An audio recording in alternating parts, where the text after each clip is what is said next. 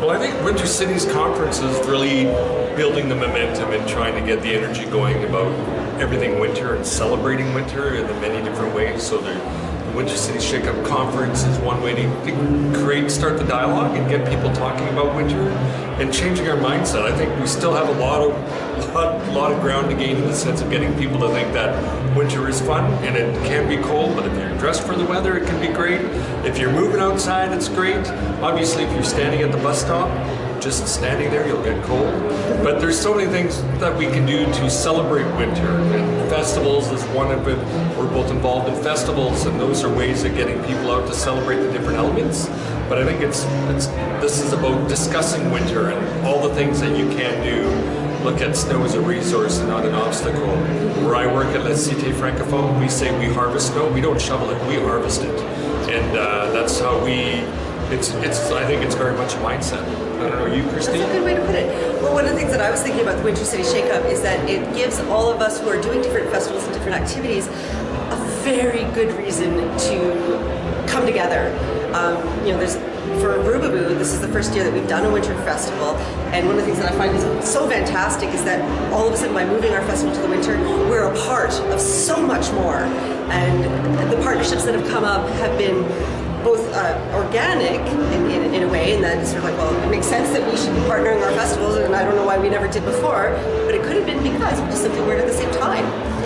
And so coming together at the same time of year becomes a really opportune moment to think about what is similar about what we're doing and how can we co-promote and how can we actually enrich each other's work and festivals and the communities that we work in. So the whole Winter City Shake-Up in that regard, I think, really encourages collaborations, which is actually what winter is all about. I mean, it's about community, it's about bringing people together, and it's about honoring the relationships that have always been there, but that somehow kind of get lost in the shuffle and the hustle and bustle of life. But now in the winter we have time to reflect, time to be warm and where we can, or as you say, sit in the bus stop waiting for something to happen, and all of a sudden you realize, hey, we could be doing stuff together. That's right. And it's good that way. And so we, having this opportunity to come together with the Winter City Shake-Up just it's like a big invitation to be who we are, to share what we're doing, and to see how we can help each other out. With us, what we've done is, working with the Winter City Shake-Up Committee, we let them know about what programming we have at Rubaboo, and then looking at where we could sort of promote some of the artists that we have. So this evening at the opening night conference reception, we have some of our artists, Joshua Jackson on piano, Chris Dirksen on cello, Kyle Hunter on guitar, but also Eric Pikestem on doing hoop dancing, Aboriginal hoop dancing. So, and then also just letting all the delegates know that there's things that are happening outside of the conference that they're welcome to partake in as well. So then, go ahead, what are you doing for And then for the Winter Cities Conference, they asked the Flying Canoe Festival to create a night of a Flying Canoe sampler. So we're taking the Flying Canoe event and we're doing it a little condensed event tomorrow night at La Cité Francophone, and we're tying in all the elements of our celebration, which is First Nations, Aboriginal artists, Métis artists, and French artists, and bringing that all together. And it just so happens that it all timed together, the stars aligned, and the Rubaboo Festival and the Flying Canoe have now partnered. I mean, we have the ability in the sense that we run a resource, which is a building with a theater and all that. So what a great way to add programming to our event and celebrate already the connection that's there.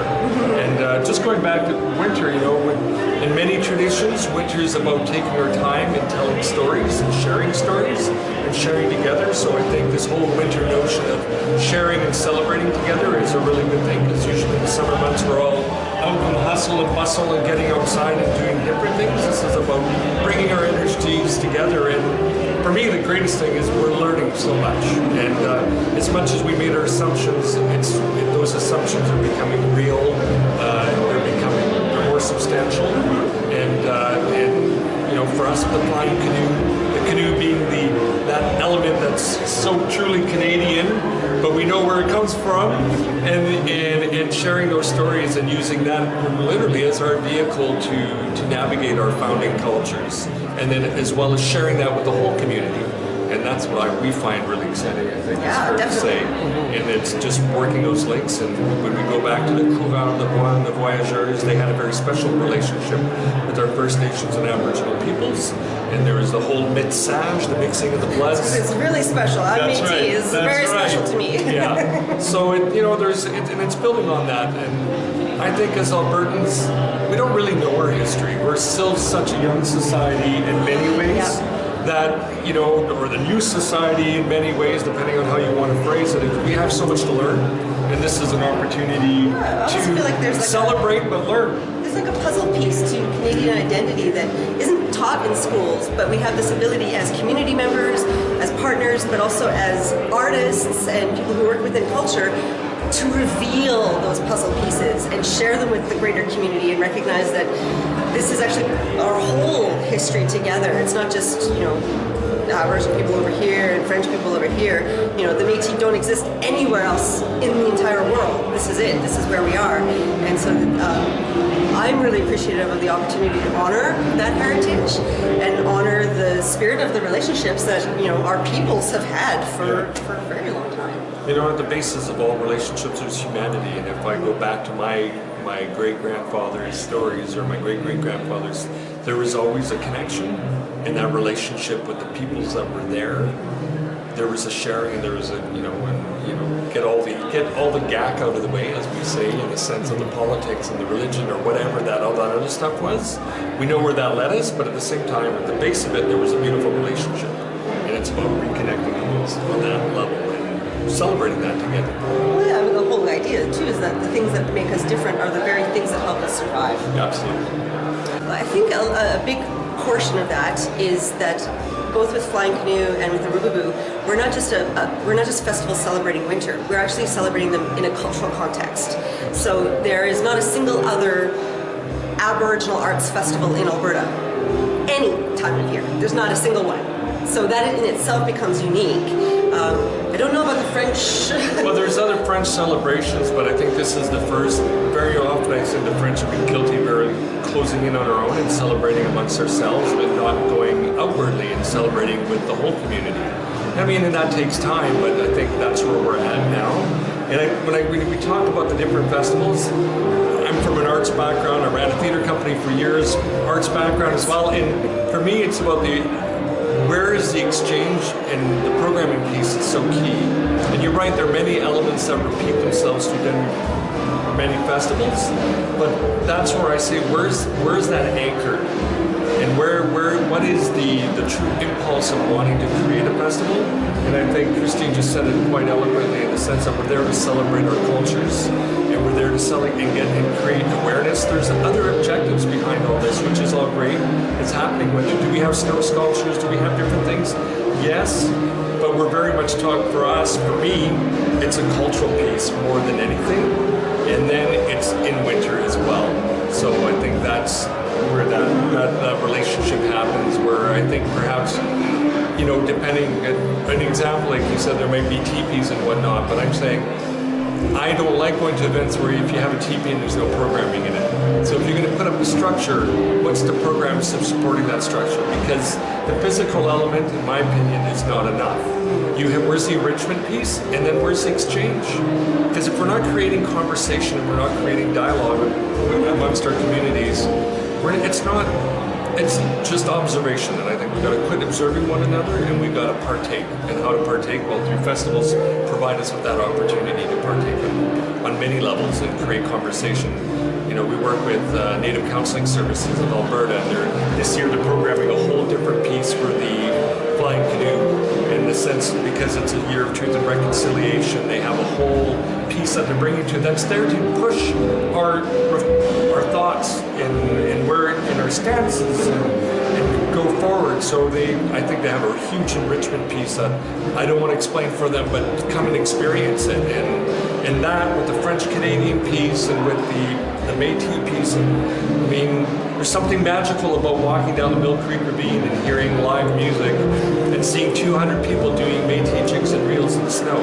And it's a beautiful celebration, and everybody's partaking, and nobody's observing. You're there to partake and enjoy or watch. but hopefully you're partaking, and then you're creating conversation. And at the TP base camp, there's drummers, and very often Aboriginal drummers will hear them sing their songs, but we don't have the opportunity to exchange. Well, the whole idea here is to be able to, they'll sing the song, or they'll talk about what they're going to sing about, or what the song was about. And then from there, people have a conversation. And so we're actually having contact, which I think too often we're in performances, and then after that performance, there might be unless there's a scheduled talk back. Yeah, there's scheduled talk back, and then this is where we can demystify so many things. And being a francophone, originally from Alberta, with deep roots in this province, and knowing what the politics of the country are, I think there's room for a lot of dialogue to better understand who we are as peoples and how we all contribute, and everybody contributes, right? But it's creating that that exchange piece. And for me, that's exactly. the program. There's a whole point of what we're doing culturally to enrich each other's experience. But one of the things that we do from Alberta Aboriginal Arts and the Rubaboo Festival is also challenge people on their cultural expectations. And certainly, specifically with Aboriginal people, we're always kind of thought of as a people from the past. And this is an opportunity to show them that actually we're propelling our whole culture forward, and we're not as interested in placating the expectations of people, but rather showing them the massive diversity, the enormous diversity that's within our culture, and that's not just about reflecting 200 years ago, or the point of contact with, colonialism or settlement, or however, whatever vocabulary you want to use. It's actually also about showing people, like, there are performers that we have that are absolutely contemporary, that are pushing boundaries, that are enticing other artists to come in and challenge those expectations, but enrich the identity overall. And again, that's another reason why I just think it's fabulous that we're partnering on festivals, because even myself on a personal level, I'm Métis, and I've focused my whole life on this Aboriginal part of myself, and this is a year when I've actually kind of went, I've got this enormous French background, and this is an incredible opportunity. And I think that's part of, both within the first meeting project that we have going together,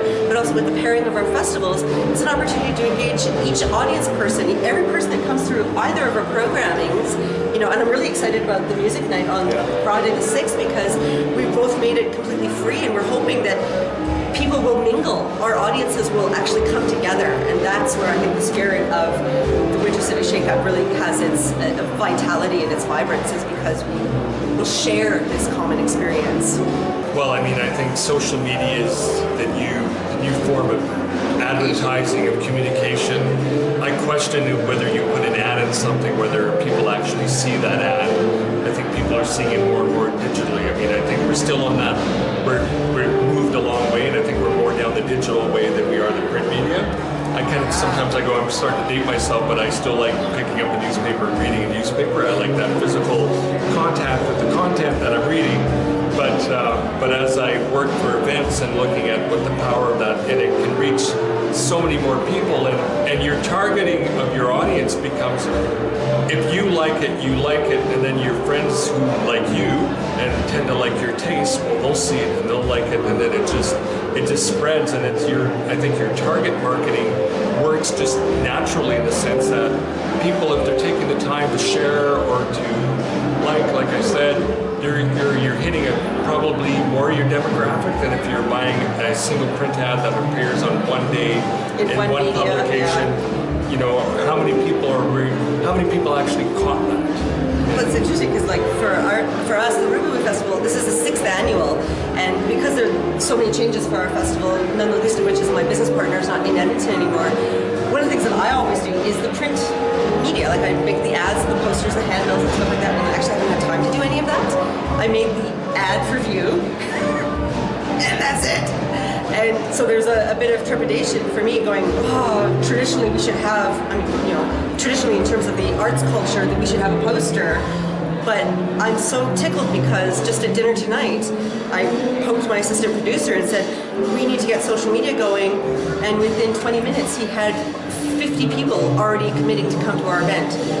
That would not have happened if I had made my poster, paid someone to spend a whole afternoon putting up posters. We'd have no way of confirming. There's a sense of immediate gratification, and that you've captured at least some members of the audience. But there's also that the expedited nature of it, it plays a huge role. And you can communicate so much more content, because there's a link, and then if people want to know more, they go to your website, and then there they get more information. So if they want to know even more, they can call you. If they want to even know more, they can... No, they won't call you. They'll text you. Oh, there you go. How do people get more information about your festivals, and when and where are your festivals? We'll be sending out smoke signals. No, just kidding. Actually don't know how we actually float around literally in flying canoes. But, there is, for Alberta Aboriginal Arts, we have both a group page and a regular page for Alberta Aboriginal Arts. We have a website, which is Rubaboo.ca, Rubaboo. And as I mentioned earlier, we have now event pages for different things. So I think it's just a matter of just kind of checking out what's going on social media, checking your friends, what's happening. I think that'll kind of get out there. And of course, we're doing links all over the place with this festival, the Winter City Shake Up, with other festivals, Canoe, Resilience, Fringe presentation series. Take your search engine and just go Flying Canoe, and there's a good chance that we'll be popping up there fairly high on the list, if not on the top of the list as an absolute goal. But if you Google and you do, or La Cité Francophone, or the City of Light, or La Cité en Lumière for us, and of course we've got to keep both. So it's you go through all those, and I'll link you back and to give you an idea of the programming content that's there, and hopefully that entices you to come. And that's my latest Yegventure. Thanks for watching. If you like this video, share, comment, like, and subscribe for more. You can also follow me on Twitter or my second channel with daily vlogs.